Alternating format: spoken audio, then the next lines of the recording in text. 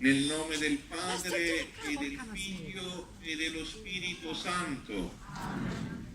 La grazia del Signore nostro Gesù Cristo, l'amore di Dio Padre e la comunione dello Spirito Santo sia con tutti voi. Fratelli carissimi, questa assemblea liturgica è preludio alla Pasqua del Signore, alla quale ci stiamo preparando con la penitenza e con le opere di carità fin dall'inizio della Quaresima.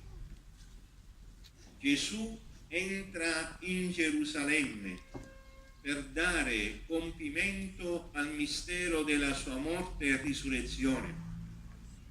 Accompagniamo con fede e devozione il nostro Salvatore nel suo ingresso nella città santa e chiediamo la grazia di seguirlo fino alla croce per essere partecipi della sua risurrezione. Preghiamo.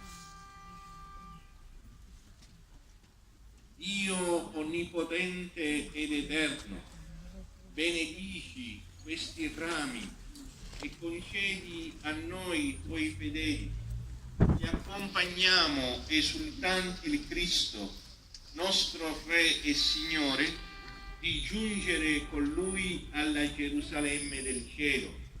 Egli vive e regna nei secoli dei secoli.